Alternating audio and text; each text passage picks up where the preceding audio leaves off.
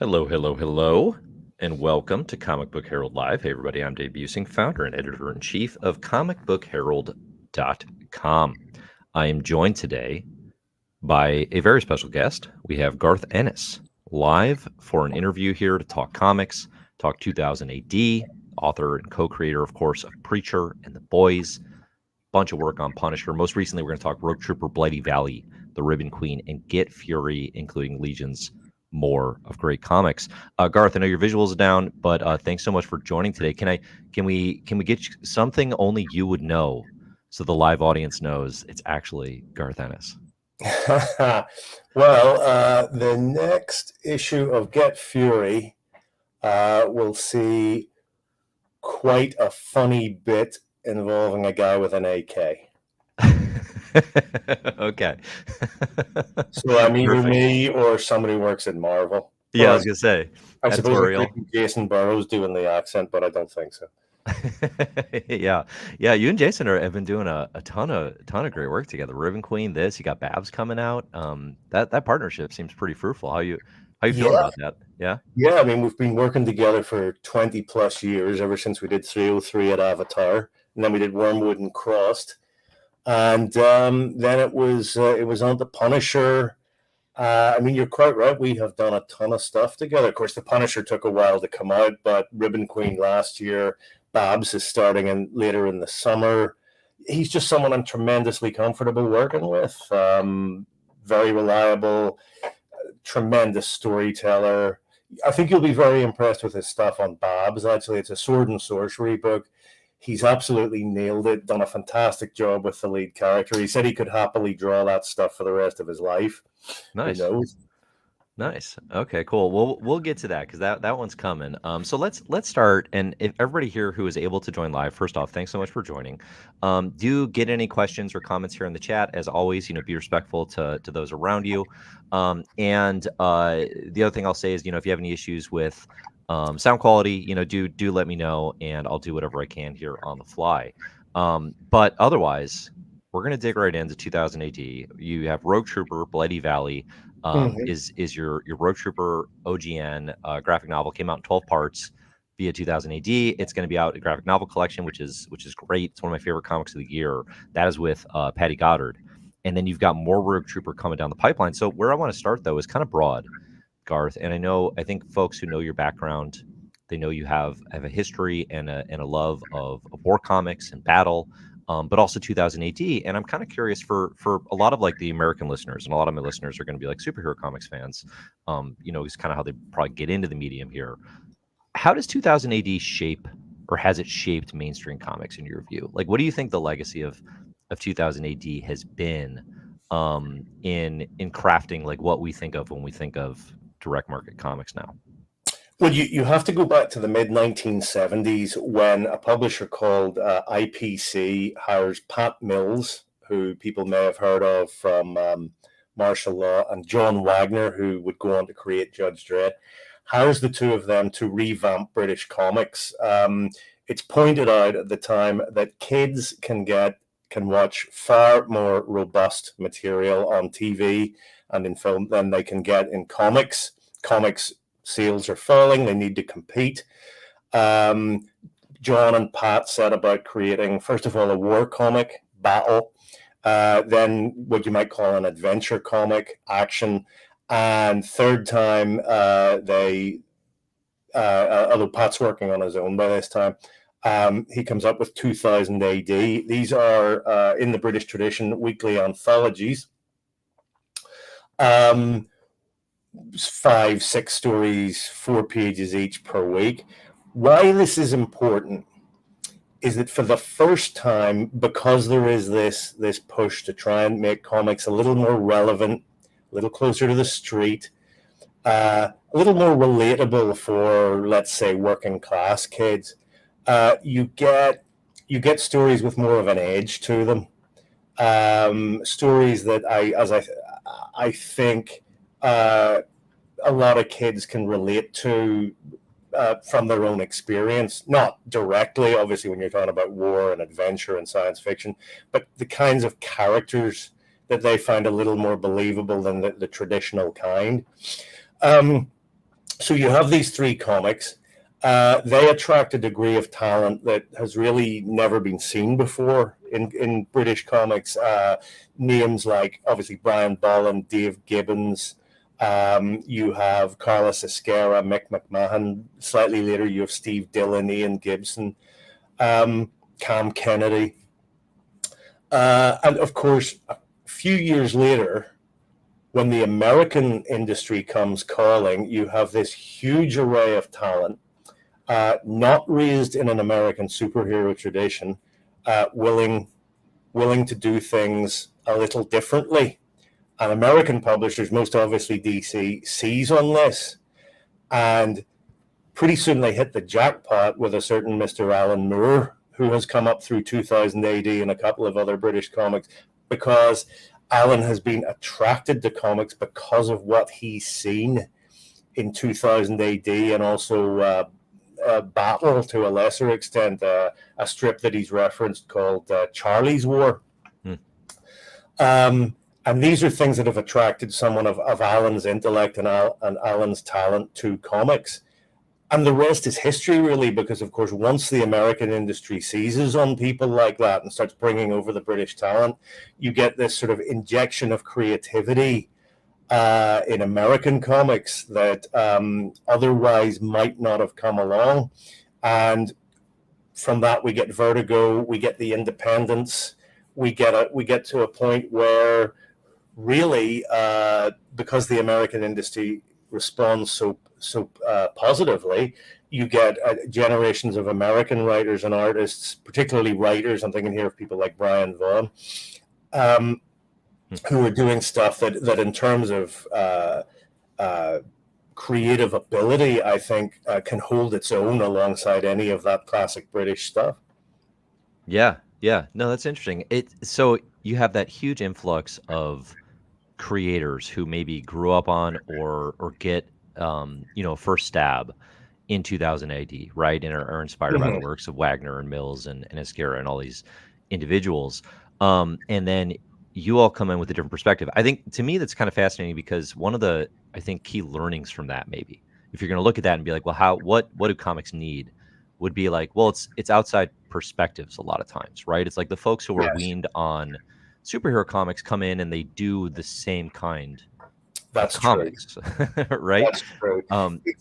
It's not that there's a lack of talent in the American industry, and certainly if you look at work by people like Frank Miller and Howard Chaykin, you can see that there is that potential there in the American industry too. The difference is, I think, that whereas in the British industry you get the underground coming through into the mainstream with work most obviously by people like Alan Moore, that crossover doesn't really happen in the American industry. If you think about people like Robert Crumb, the Hernandez brothers, Peter Bagg, you think about the greats of that era, they stay firmly in the underground. It is a long time before they'll make their way through into American mainstream comics, if they do at all.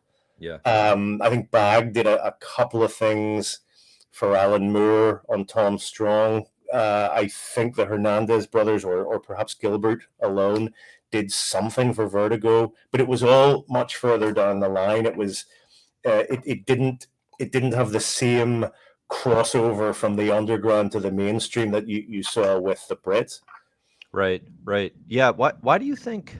I heard you had an interview with Mark Miller recently where you were talking about kind of the influence of Karen Berger and Jeanette Kahn, right, in launching Vertigo, and in terms of giving individuals like you and Mark your shots, essentially, right, and your swings at the plate. And then it was like, you got a lot of at bats doing stuff like Hellblazer, and then that spirals into you connecting with Steve Dillon and on to Preacher, and you're off to the races.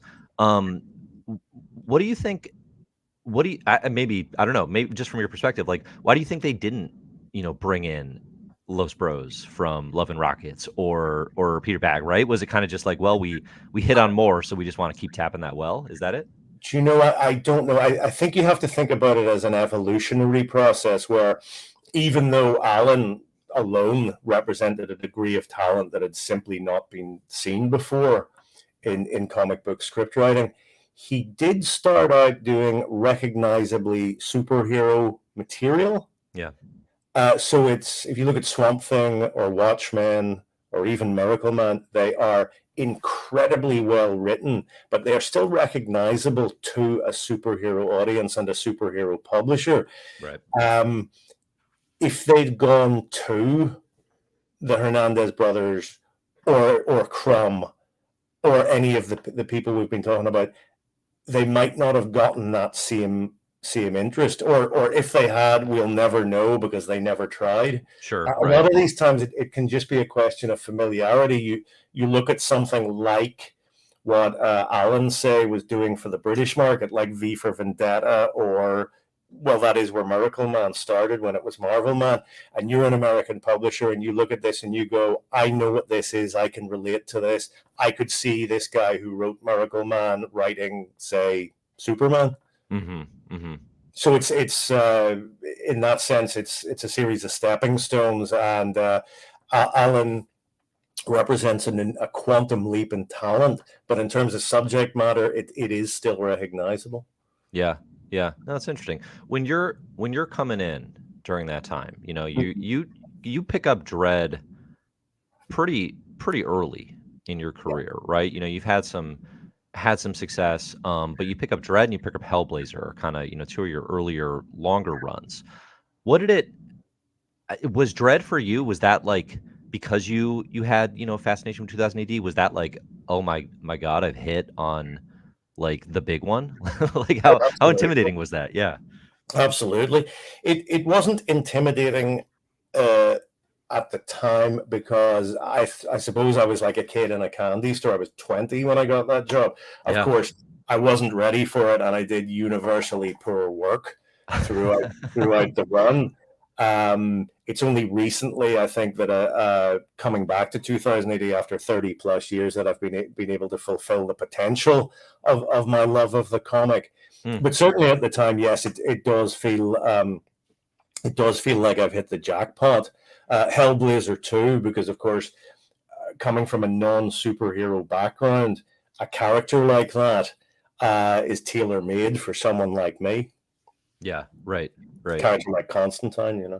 Yeah, it's funny that so like those, I mean, people like that Dread run.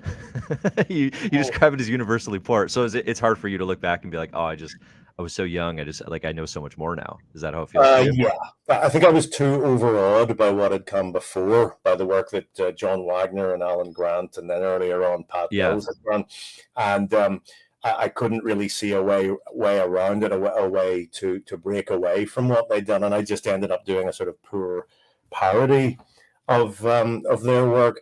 But I think, as I recall, I wrote one good page out of several hundred, which has to be some kind of record. It's the last page of a sort of long form epic story, Yeah. and Carlos Esquerra drew it, made it look really good. But I have to say that yes, there's one page that I would say I did a good job. Is it the Judgment Day? The end of Yeah, that? yeah. Okay. That's very funny. I feel If like you, you're being a little too critical, but I appreciate the well, honesty on that. I always feel like in that regard, I have to be my own harshest critic, because if I go back and get sentimental about stuff that I know is not good, Yeah. that will serve me poorly in the long run. If I start to make excuses and say things like, well, it was solid, or it was fun, or it's not that bad, Yeah. no, I have to sort of maintain my have to keep my shields up on that one. But yes, Yeah. if you could take that page, throw the rest of the story away, and bolt the page onto the end of another story, you probably have something quite decent. Love it. I love it. So, all right. So that's interesting. So now, here we are. You've had a whole career, all sorts of success. The Boys is huge, right? You got your adaptations. Preacher had an adaptation. People know your name from those for sure. But you get a chance to come back to 2000 AD. Yeah. And we'll talk a little bit about Battle and or Battle Action and the resurgence there. But with Rogue Trooper, like, was this something you pitched as, this is the character I want to tackle? Did they come to you and request it? What was the genesis there?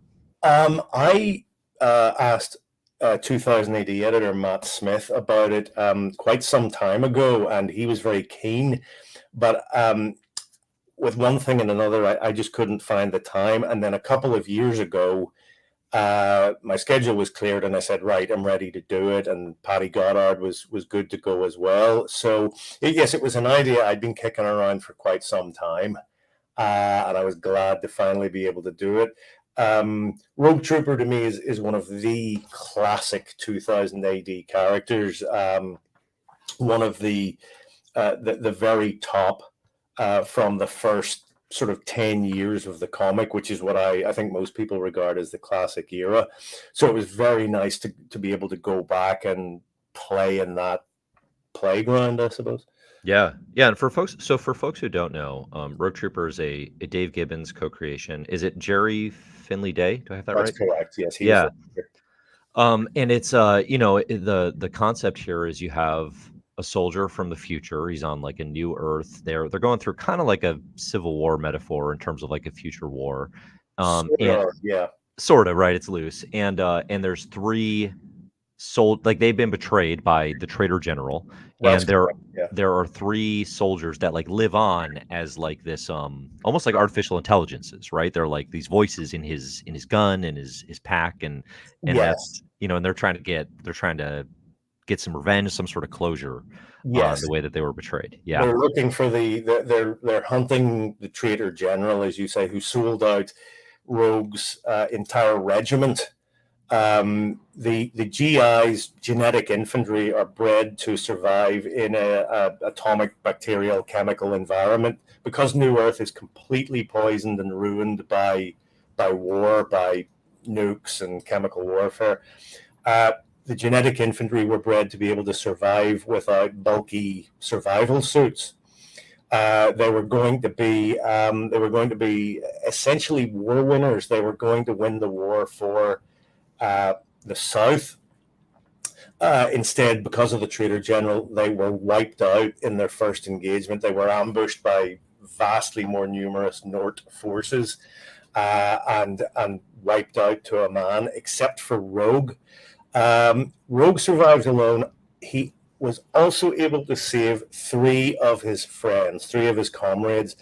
How it works is because the genetic infantry were deemed to be so valuable in terms of the money that had gone into them and their training and so on, and simply the simple fact of soldiers who could survive in a poisonous environment.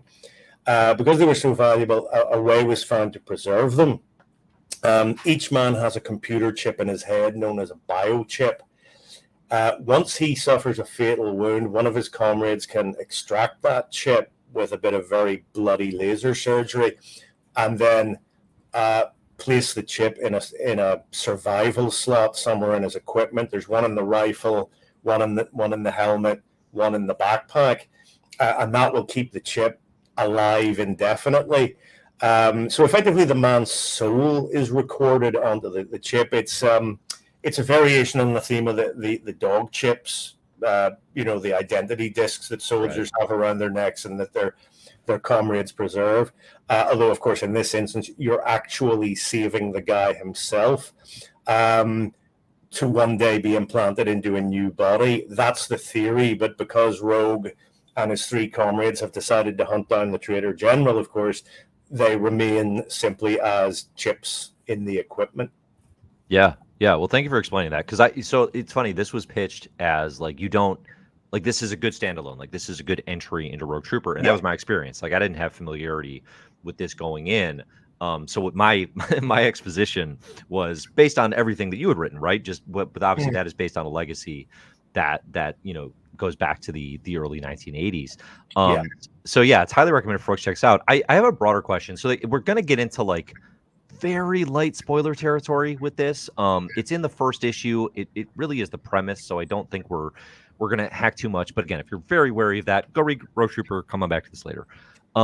Okay, broader question. Much of your work spans like various wars, but from different perspectives, right? So you have Sarah, a female Russian sniper in Nazi-occupied territory during World War II. The Lion and the Eagle, which I just read recently, which is World War II in Burma. Yeah. And then Trooper here, we go back to 1918.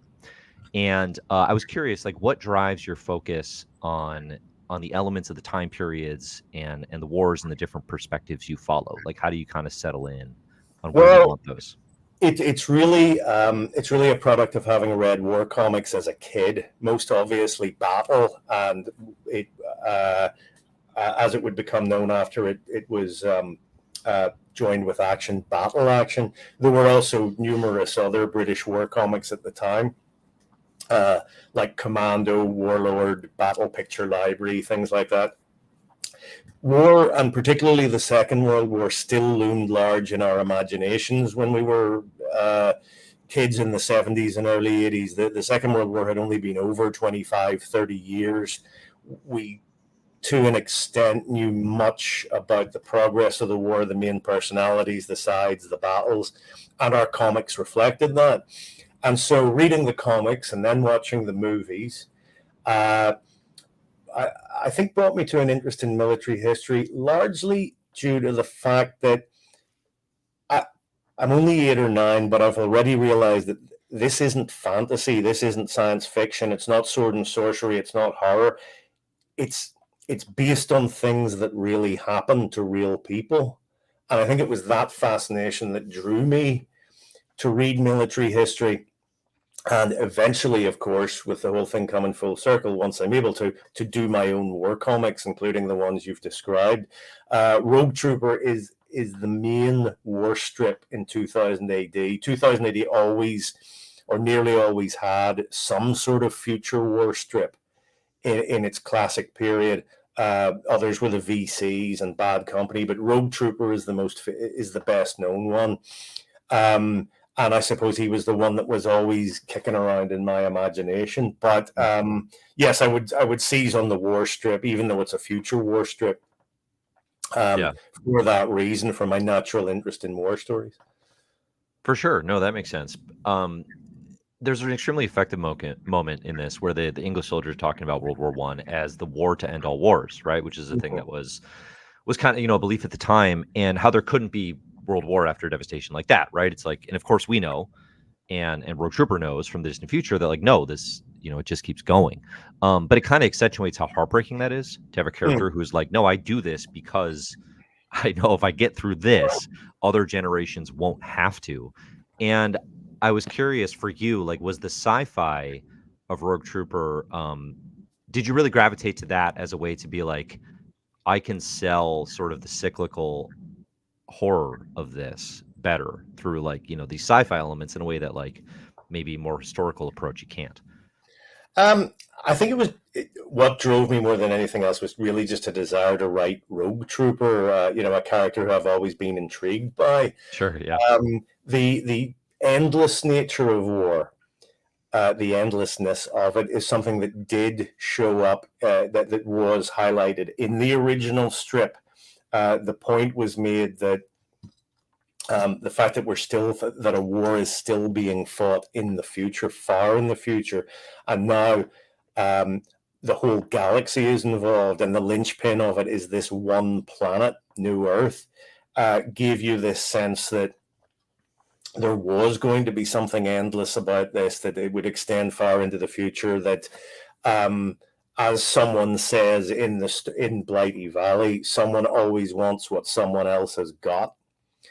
And so, but really, I was driven more by a desire to write Rogue Trooper. The notion of some of the universal aspects of war, I suppose, are really more of a byproduct of the strip, Yeah, rather than anything I felt it incumbent upon me to say. It's bound up in the DNA of Rogue Trooper, I think. sure, that makes I mean, sense. there is after all a tragedy to the character on what was supposed to be the triumphant first night, first action of the genetic infantry. They were wiped out to a man. 1,000+ guys, Rogue's comrades, were killed in action, and 24 hours later, it was just him and 3 dead men. Possibly a couple of days went by before they were all gathered as biochips, but effectively, in no time at all, what should have been a war-winning triumph was rendered into a ghastly tragedy. And that's one of the things I've always been interested in about Rogue. One other thing I should say is that although the future war between the Norths and the Southers sounds as if it has the character of the American Civil War, North Hmm. and South, in fact, when you read it, you realize that what you're reading is a sort of future sci-fi take on World War II dash Vietnam dash the Cold War Okay.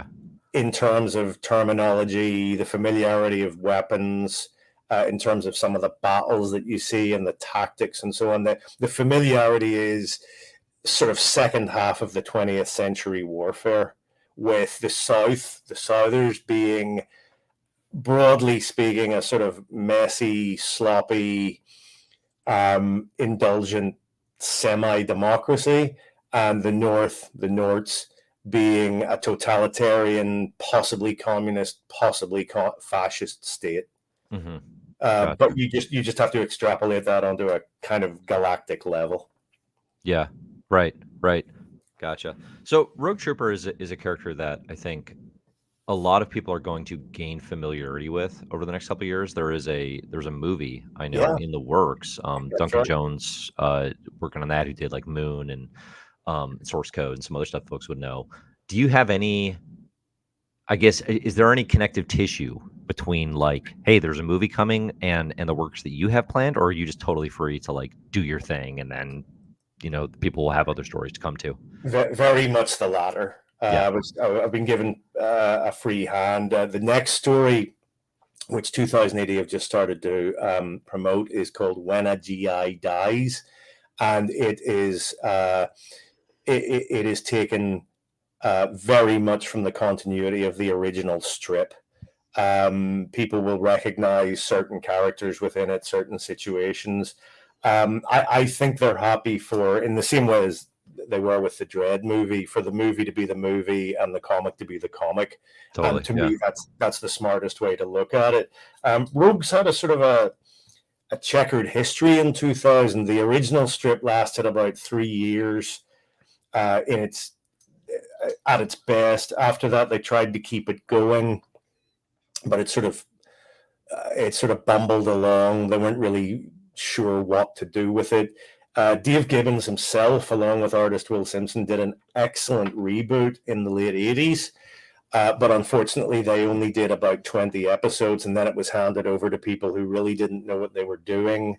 Hmm. After that, there was an attempt to kind of tie the original together with the reboot. Then, as far as I know, they went back to the original and did spin-off strips. But I'm really only interested in those first 3 years in the classic period, and all Yeah. my Road Trooper work starts there and really doesn't pay much attention to anything that happened afterwards. The less the less you get bound up in those sort of continuity laden quagmires, I think the better.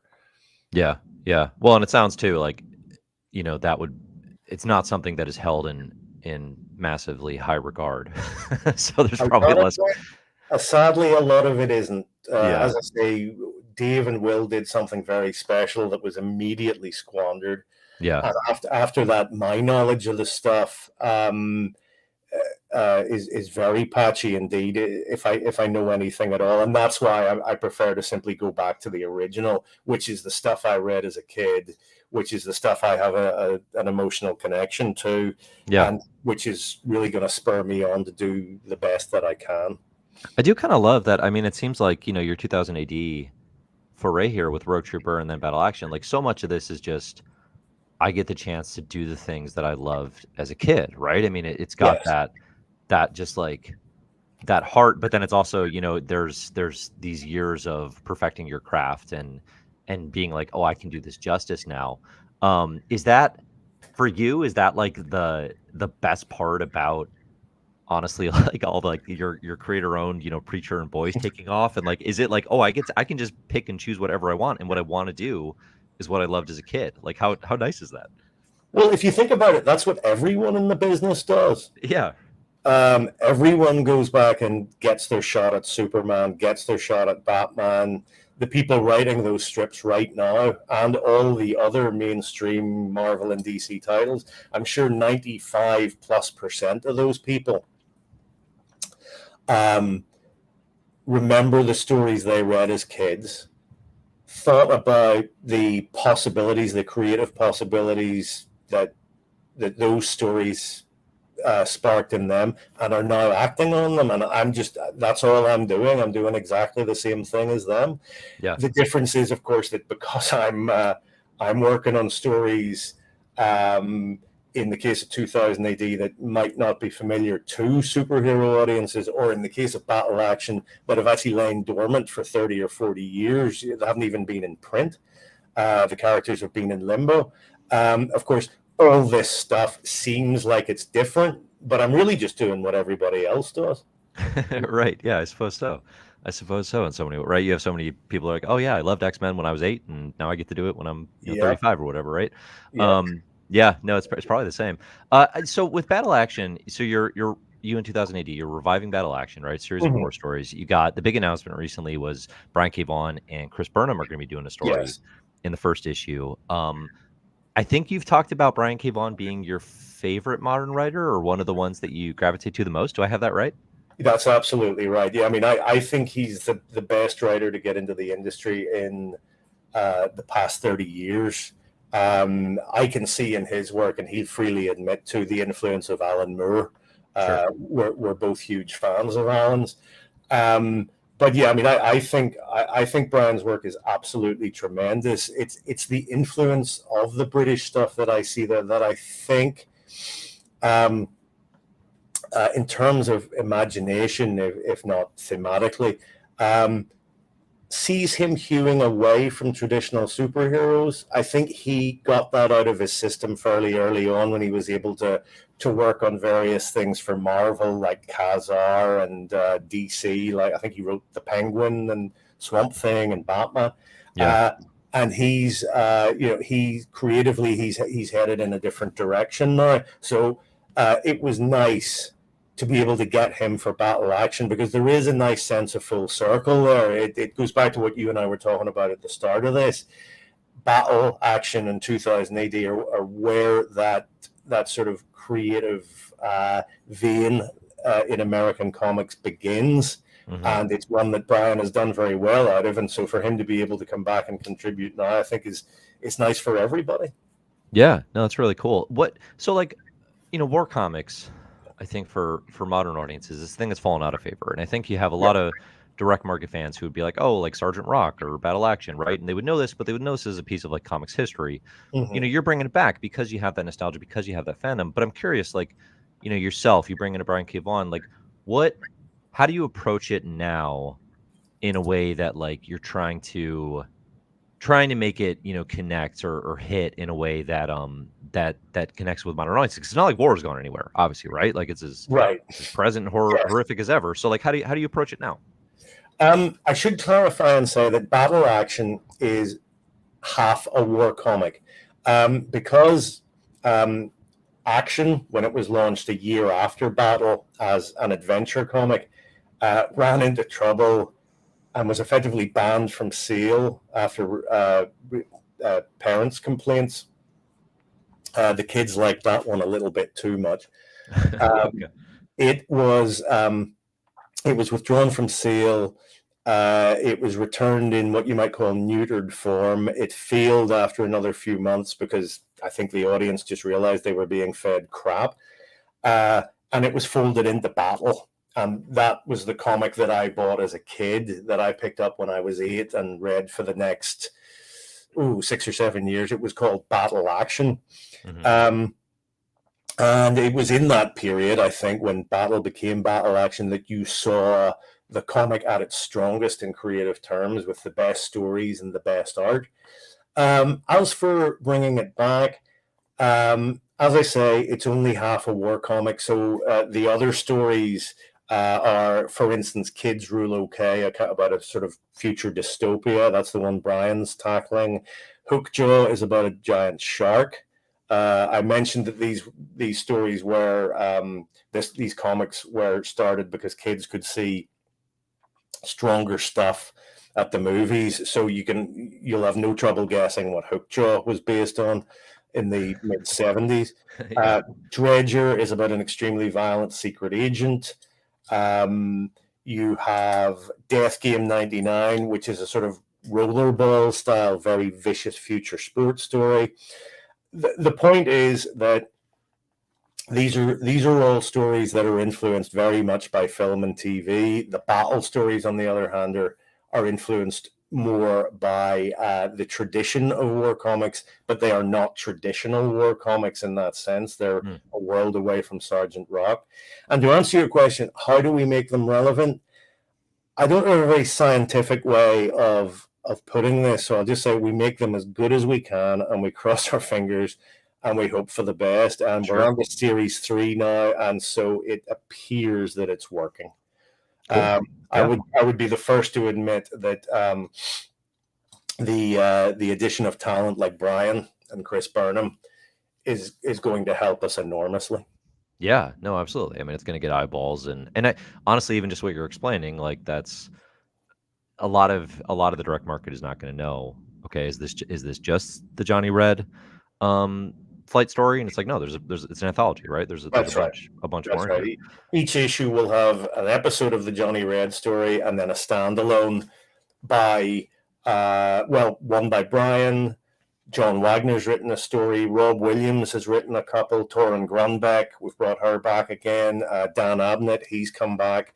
And my friend Steve White has written an extremely effective Hookjaw story and provided a cover to go with it. So something for everyone if your tastes tend towards the sulphurous.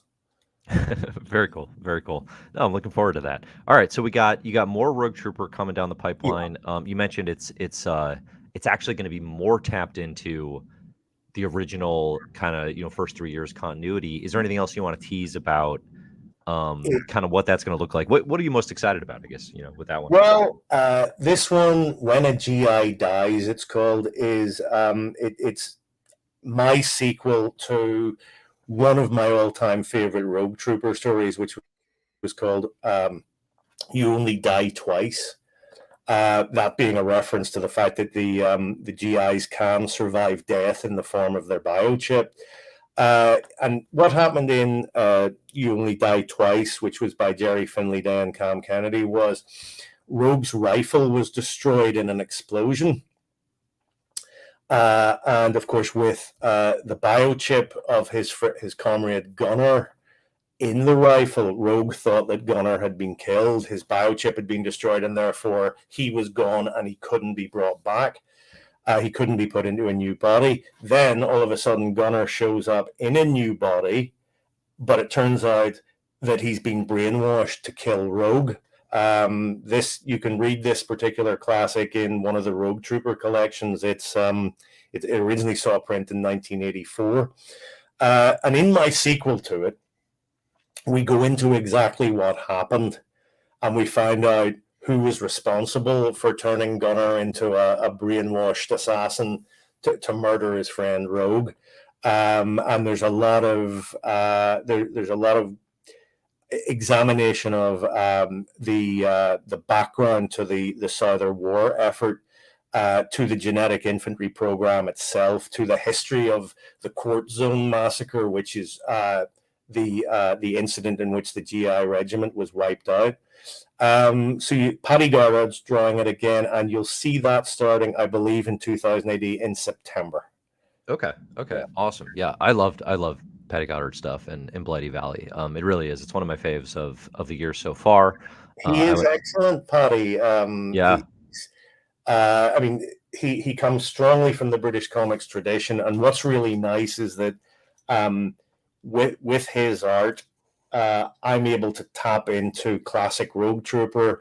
I can see the influences, unconscious or not, in Paddy's case, of Dave Gibbons, of Colin Wilson, maybe even of Brett Ewins and Cam Kennedy. And so it's a nice way for me to get in touch with the era of classic Rogue Trooper. I should say also that Paddy's one of those artists that can pretty much handle anything, whether it's a time slip story like Blighty Valley, where Rogue finds himself in a historical battlefield, or a straight New Earth future war science fiction story like When a GI Dies, which, as I say, does slot more neatly into the original strip. Sure. Yeah. No, amazing. Amazing. So we'll look forward to that. There's an interesting question in the chat here, which ties into something I wanted to ask you too. I guess the first part of this question is, um, TKO Studios, you released Sarah with Steve Epting, which is Yeah. really, really wonderful. There was talk in an interview of Partisan as Yes. a follow-up. What's the status of Partisan? That one should appear soon. The art is all finished. The Jordi Belair is finishing up the color, I think, on the 5th out of 6. So all being well, you should see that one before the end of the year. That one, if you like Sarah, I think you will like it very much. I'm enormously pleased with it. Steve did a beautiful job, just as he did on Sarah. Amazing, amazing. And I think I had read that some of it's set in the Ukraine. Is that correct? Yes, it is. It's about a peasant woman whose husband goes off to fight the war, and is on her own with the kids when the German invasion comes through in 1941. And things go fine at first, as they actually did. The people who lived in the western parts of the Soviet Union actually welcomed the Germans at first because, of course, they were thoroughly fed up with Soviet rule. Unfortunately, behind the German army, very quickly came the Nazi regime, and pretty soon you had massacres starting in the woods and villages being cleared and so on. And so the heroine of Partisan, Alexandra, her name is, finds herself, against her will, caught up in this, and ending up with a partisan group fighting the invaders, very much against her will. Gotcha. Okay. Now, the question here from Matthew Holmes in the chat was, would setting a war comic in Ukraine be too soon? Of course, I think referring here to obviously the ongoing, Yes. Russia and Ukraine war. Is that something that you even writing about the history of the countries? Because obviously, like, it seems like it's forever ago, but like these things are all like this history all builds to a point and it connects and it's, it shapes the problems of now. How do you factor that in, or do you when you're kind of tackling these historical settings? Well, I should say that when I wrote Partisan, which was a while ago, I wasn't really thinking about the current war in the Ukraine. In fact, in Ukraine, it hadn't kicked off at that point. Yeah.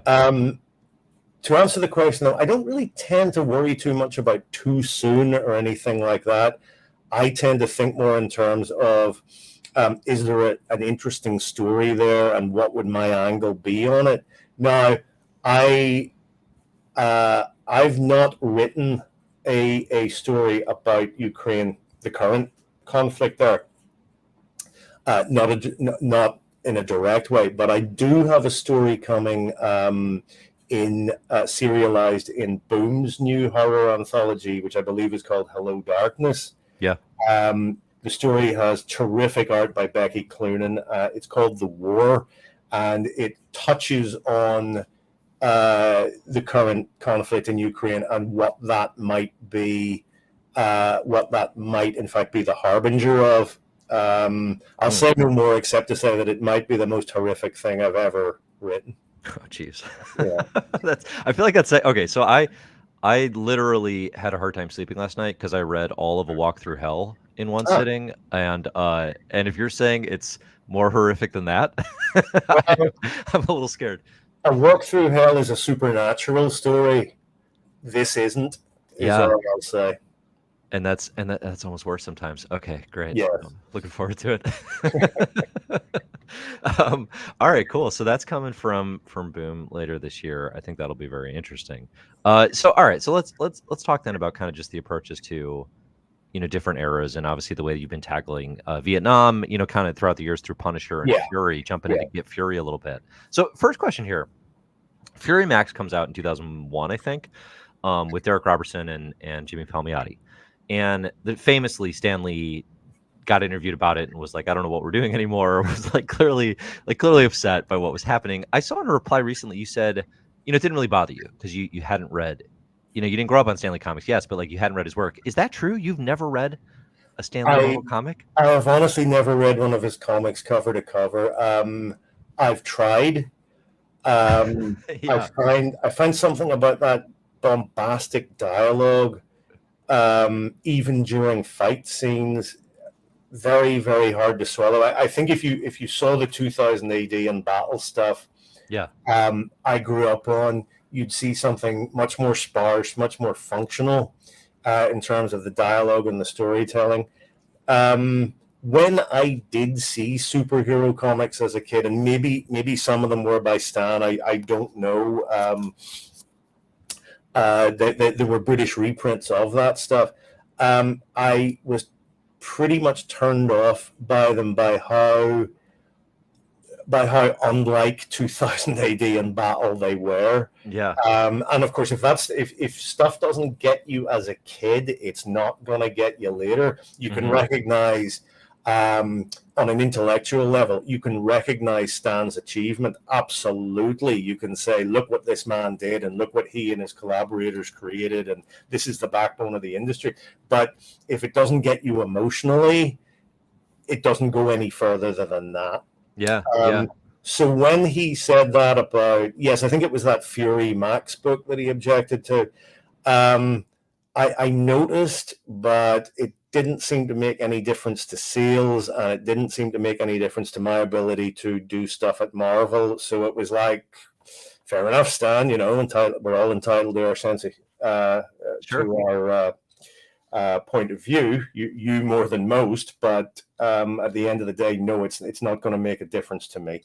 Yeah, yeah, I love that. I mean, honestly, that makes a lot of sense too. Like, it's of a piece with everything you said, and also just like, I think one of the things about your Punisher and the Fury work, which I read Fury, The War Gone By, and then into Get Fury recently, which is all, so it's also interconnected, which I Yeah, hadn't quite realized. Building off Punisher and all that, like it is that thing of that we talked about at the very beginning of like it's the perspective of someone who didn't grow up on superhero comics and doesn't right, sort of fetishize and fantasize about this like hero cop Nick Fury, right? It's so much more right. grounded and dirtier and messier than all that, and it makes it very interesting. Did you know? Have you heard the story uh, that George Clooney allegedly turned down the role of Nick Fury because somebody gave him a copy of Fury Max and he was so grossed out I by. Have you did heard the story? I did hear that, and I'd be fascinated to learn if it was true. Yeah, I don't know a lot about George Clooney. He seems to have an excellent sense of humor, if nothing else. yeah, So if it's true that he decided against playing Nick Fury on the basis of that Fury book that I did with Derek, which is still one of my favorites, by the way, yeah. then I would first of all I would find that highly amusing and entertaining, but also I wonder if it might have been more that perhaps someone said to him, some advisor or other, "No, you Yeah, don't want to go near this. You yeah, yeah. really don't." The other thing, of course, is that it's very hard to believe that were there to have been a Nick Fury movie at that time, it would have remotely resembled what I wrote. Right, that too. Yeah. Yeah, yeah. No, but I mean, it's one of those kind of, it's one of the bigger wild what ifs because obviously it goes to Samuel L. Jackson and they take Right. the Miller and Hitch Ultimates approach from there. And it's this big kind of shaping of the MCU, a thing that people would not otherwise probably think to tie your work to. Hmm. So I don't know how much truth there is to that, but I was curious if you'd seen that. I have no more sense of certainty about that than you do, really. Yeah, It would be interesting. I suspect that if you asked George Clooney and he did remember, um, he he would probably tell you that he never even saw the comic. yeah. It's And it that would does. that would be my suspicion. Right, right. That feels very likely. Okay, so you're working on Get Fury right now. The first two Yeah, issues are out. It follows up, like I said, pretty very directly on your work on Punisher, but especially Fury, my work on By.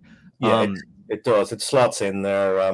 It sits sort of between the Vietnam chapters of My War Gone By and Born, which yeah, was the first Punisher Max book. It it really kind of explains how Frank ends up at Firebase Valley Forge, among right, other things. right. In the famous Valley Forge story. So is this something is this something you want to are pushing to get back to? Is it Marvel comes to you every so often and says, Hey, how Um, about some more? Like, how does that I work? wrote this a long time ago. I wrote this around about the same time as the last Punisher book I did to see print, Soviet. They were both written pre-COVID, and they sat in well, Get Fury sat in limbo for a long time. Um, I think largely because of Marvel's nervousness about the character. Yeah. And you're aware, of course, of the controversy over all of that. And then I think it was deemed um, acceptable to go ahead with it. After all, it had been written and drawn for some time. Jason finished it. I think he finished it in 21 or 22 or something like Oh, that. okay, that long, yeah. Yeah. And I think they wanted to get the Jason Aaron series out of the way, and they wanted to get the new one, the recent Punisher out of the way, where I think he has tasers or something. Yeah, They wanted to get those out of the way, and then they could yeah, do this one. So it's hard to say what will happen next. I know that there were people at Marvel who do like my work on the Punisher. They do enjoy it. I think they personally like it, and I'm talking about some fairly senior people here. And they recognize what we'll call, I'll just blow my own trumpet for a second here, quality work. And hmm they like that Marvel is able to put out books like that because thematically it's pretty different to what the rest of their output is. yeah, It's just the nature of the Punisher and the fact that, in terms of controversy, the character's a bit of a hot potato at the moment, makes it hard to say whether this will be the last Punisher Max book. And if it is, you'll see from the end of the story that it's not a bad one for me to go out on. Or if it might herald the appearance of more. I mean, I would start writing the character again tomorrow. you I would. would, Interesting. I would happily. Um, but it really, but it really depends on Marvel. It really depends on what they want to do next. I have good friends there. Most obviously, Nick Lowe, the editor of Get Fury, who, in fact, was the editor on Bourne right back at the start when I introduced Frank at Valley Forge. Nice sense of things coming full circle there. Yeah. But Nick knows that I'm ready to go on it. That I would happily produce more. That there's an audience for it, and that if things could be organized in what would you say, political terms, Yeah. and that Marvel saw the way clear to doing it, then yes, we could do more. So cross your fingers. Okay, that's exciting. I mean, because I mean, again, I don't want to just like blow smoke up your butt here, but like your Punisher is beloved. I mean, I think Marvel fans, especially Punisher fans, they prefer that Max work to really anything that could be slotted like quote unquote in continuity, right? I mean, I think Punisher Max and your Fury Max stuff, it really defines whatever the potential of a Marvel Max line was, which is faded out of fashion, and it's Mhm. not quite their Vertigo, but it is just like Yeah. a pursuant of obviously more mature kind of like, but in your approach, like high quality work. And it seemed you could feel the hesitation in them, like teasing a resurrection of Max Comics, because that's Hmm. what Get Fury is. But it's Hmm. like it's not wholly committed to like, yeah, we're definitely bringing this back. They kind of want to wait and see. Anyway, the question here is, you'd write him tomorrow. That's amazing. I feel like I know the answer, but how would you approach their squeamishness? How would you approach their political hesitation with a character like the Punisher? Um, the first thing I would ask is, what sort of creative freedom are we talking about here? Because if it was to go ahead in neutered form, I just wouldn't be interested. At the same time, if people are so nervous about the skull symbol, I wouldn't care about that. I wouldn't mind jettisoning that. All that is, in storytelling terms, is it's a distraction. It's like Batman's bat signal Mm, thing on his chest. It draws an opponent's eye and gun sight away from his head. Because if he gets shot in the chest, of course, he's got Kevlar under there. There's also a bit of psychological warfare to it, but it's not important. If I could go ahead and write the Punisher the way I did for those 60 issues, I wouldn't care about skulls. Yeah. The real question would be, how nervous are they? Are they nervous? Having tested the waters with Get Fury, is there perhaps not such as big a fuss as they thought there might be? Yeah. Do people have bigger fish to fry politically nowadays? Which I think they do. Really, I mean, I regard the controversy over the Punisher and the symbol as a massive pointless distraction. It could be that Marvel are coming to the same understanding. I just don't know. But to answer your question, it would depend hugely on what I was able to do. Yeah. Yeah. No, that makes a lot of sense. And that's more or less what I expect your answer is like, well, you want to tell your stories, and I can't imagine you're the sort who would be especially bothered by how that gets misappropriated by readers, right? That feels like a larger, I don't know, it's like a very outside of story problem. I think so. I think it's one of those things that people like to focus on when they're trying to figure out if they can make a difference in the world. Yeah. They look at fiction and comics in particular. Very easy target, very easy to scapegoat. Mm-hmm. It's far easier to say, well, let's get rid of the skull symbol and let's get rid of the Punisher, than it is to say, let's upend society so that black people are no longer actually in police gun sites due to their economic circumstances. Mm-hmm. Let's spend the money and change attitudes and improve police training. No one is going to do that in a million years, but let's attack comics. Let's blame fiction. That's so easy to do. After all, no one ever really sticks up for comics in a serious way. So it's to me, it's quite silly, really. It's making excuses. It's blaming a comic book and a comic book character for much bigger problems. In fact, problems that are so much bigger that they utterly dwarf what we're talking about here with a comic book character, with any kind of fictional portrayal. Yeah, yeah. And I've always been kind of confused, honestly, because it's, part of the controversy seems to be like police forces like wielding the Punisher symbol as like, kind of this I don't know, yeah, like mascot of brutality in a way. And obviously the suggestion that any police officer wants to be the Punisher is silly. Again, what they want to do at the most is to wear a scary T-shirt while they shove black people around, or worse. Yeah. They do, and then go home to the wife and kids. They don't want to be a Punisher type of character. They don't want to lose their family in some ghastly massacre and then devote their lives to a one-man war on crime. Mm-hmm. Again, let's blame the comic. Let's blame fiction for a problem that actually it has very little bearing on, and that its removal will make no difference to whatsoever. Right. The problem exists and has existed for a long time, and will continue to, regardless of Punisher comics. I think with that I would agree. Now, I mean, you definitely in your works have not shied away from this topic. Both in, I mean, I think folks who've read your Punisher are like, and kind of understand that it's like it is critical of policing, and also Frank Castle in so many ways, right? Like this is not a figure. It's interesting to me. Like this is not a figure to be. This is not a heroic figure in any way. I guess, is that part of like when you're like, I would write that character tomorrow? Is that part of the appeal to you, that like this is like this person is so messed up? Like, is that why he's so interesting to you?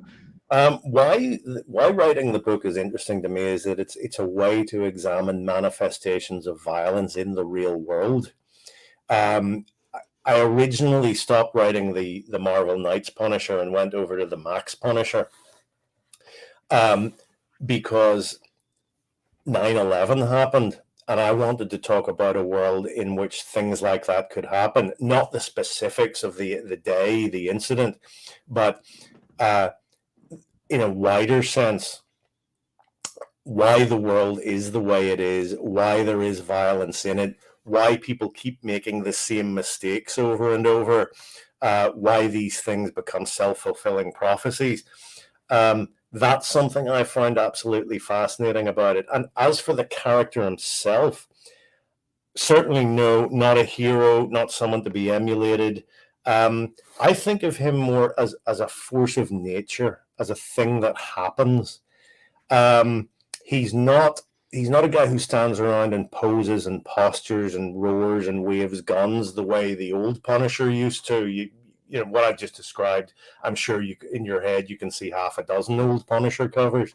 Oh yeah. Um, he's, as I say, a force of nature. He's a thing that happens when the pressure builds up. He's like, think of him as an earthquake or a volcano or a tropical storm. Um, Things get bad, they get worse, the pressure builds, and then one day you look out the window and there's that silhouette on the horizon, and you know that things will never be the same. Mm-hmm. And he's not an answer to problems either.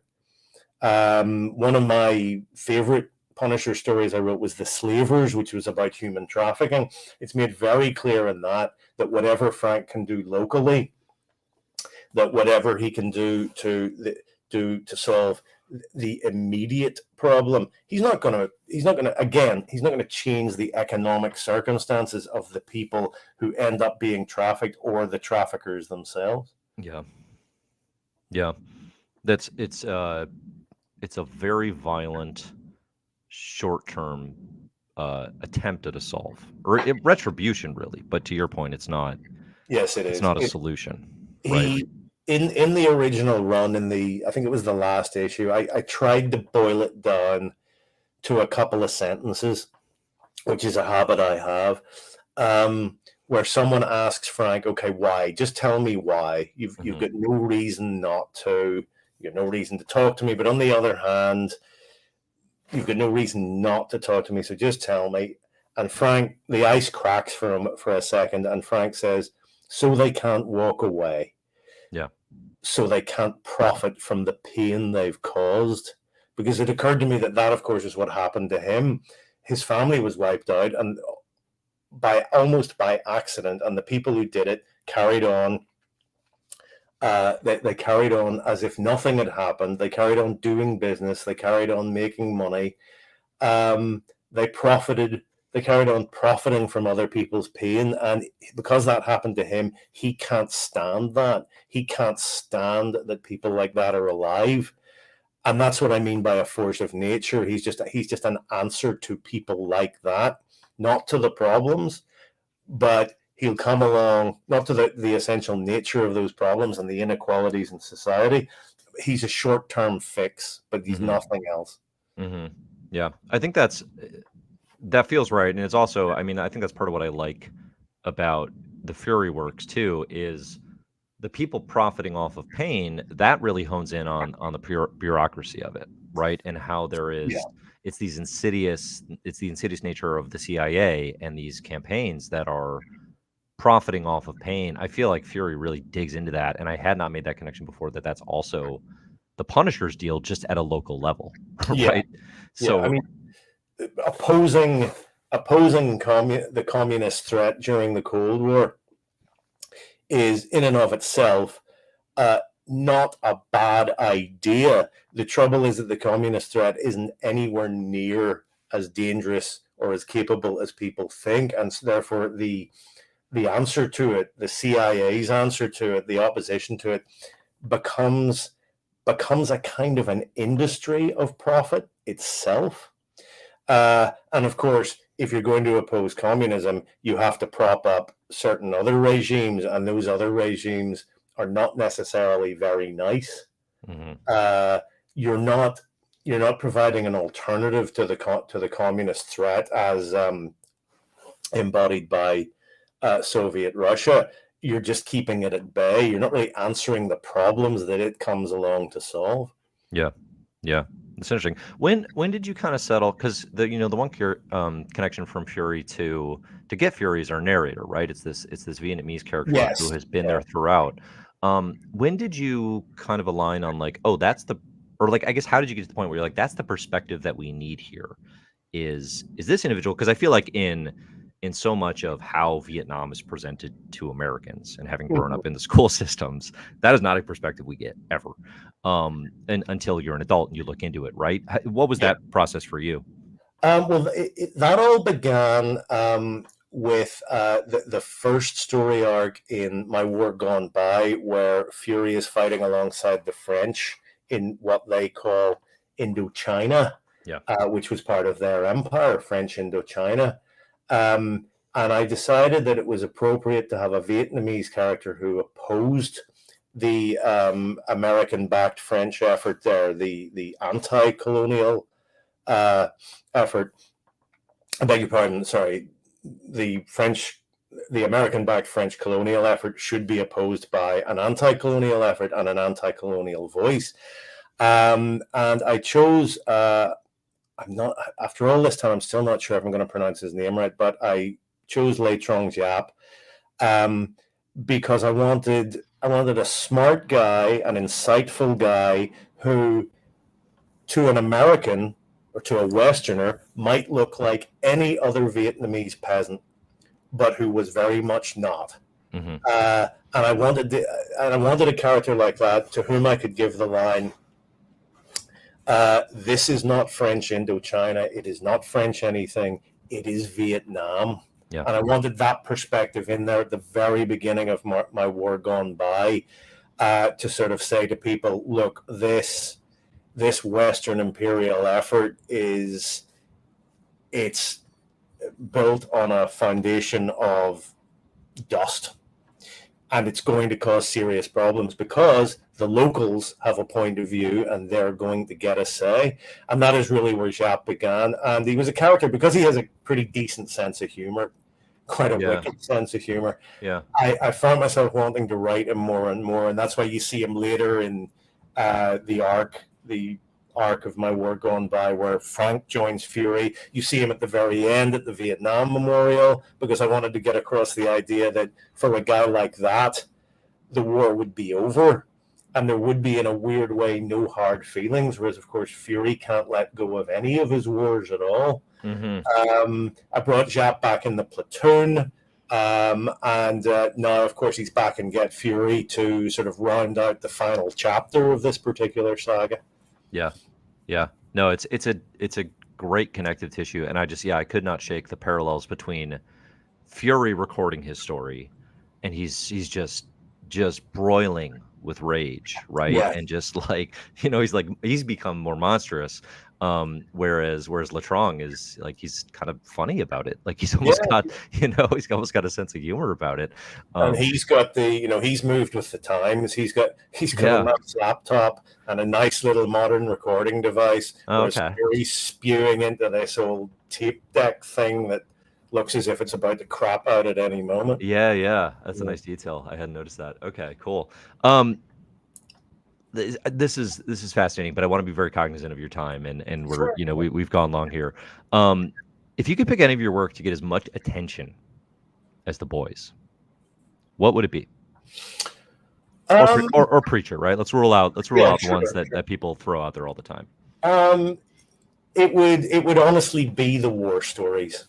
Yeah, I think they're my favorite thing to write. Sarah would be leader of the pack, but also Johnny Red and the other battle action strips, Out of the Blue, The Lion and the Eagle, my old war stories and Battlefield series from Avatar and Dynamite, Dreaming Eagles. Is the Night Witches? That's Battlefields, right? Yeah, that's Battlefields. Yeah, that's a good one. These really are the stories that mean the most to me, and if I find myself talking about them to the extent that I do The Boys and Preacher, yes, I'd be very, very happy. Not kidding myself about that, of course. I mean, people are going to like what they're going to like, and my other ambitions, if you're granting all my wishes, include a trip to the International Space Station, but I'm sure one's as likely as the other. But yes, those stories do mean an enormous amount to me. I think of some of the incredible artists I've worked with, like Steve Epting, like Russ Braun, like Keith Burns and PJ Holden, and all the others. I'm just pleased that I'm going to be able to keep doing them, both battle action and my own war stories, and also I would include some of the Fury and Punisher Vietnam material in there, because those are war stories. Yeah, If anything is. yeah. Yeah. No, absolutely. I mean, it's not a trend of yours I had realized until, you went and you became Battlefields, and Sarah really is where it clicked for me in terms of like, because Sarah's phenomenal. I mean, the work you're doing with Steve Epting there, and I think it's Elizabeth Brightweiser on colors. I mean, that Sarah is such a great read about a historical perspective that I just had never, I didn't know anything about and I hadn't considered. So there's almost an, like, I don't know, do you view it as almost like historical journalism in some ways, like you're bringing these stories to life, or Uh, does that I'm feel right to you or no? I'm not sure I would go so far as to call it that, Yeah. but certainly I keep all the fantasy stuff out of it. I keep the stories as grounded in reality as I possibly can. I mean, they're born of me reading military history and memoir for the past 40 plus years. So to have an outlet for that material really is tremendous in that regard. Yeah. Yeah. It's interesting. I with your non-worry stuff, right? Or your Mhm. non-war stuff rather, you the boys. There's been a trend recently where season 4 is back on Amazon. Folks are digging into that and loving it as always, generally. But there's more. You probably haven't seen this because you're, as far as I know, you're like totally off social media, which God bless. Like you've made the right decision. There's a trend right now of very right wing individuals discovering that The Boys has been making fun of them the whole time, but only now Right, realizing it, right? 4 right. seasons in. Do you ever worry, and I think this extends to Punisher and probably less so the war comics, but like, do you ever worry that you're too subtle with your satire? Because I don't think folks who read a lot of your work would say that. I think I mean, I'm not completely ignorant of what's going on in cultural terms. So I was aware of what you were talking about there. Hmm. But look, in a world where both ends of the political spectrum can claim that they are the Jedi and the other guys are the Sith, for Yeah. instance.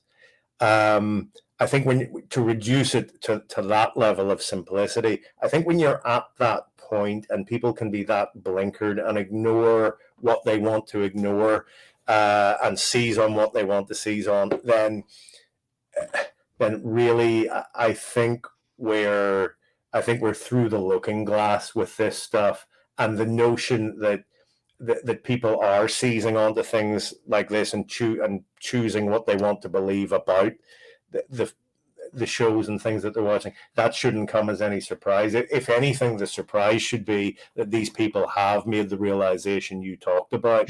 Yeah. Right. That should perhaps be the surprising part, Yeah. because there is, you do get, with my Jedi Sith example, which I'm already regretting.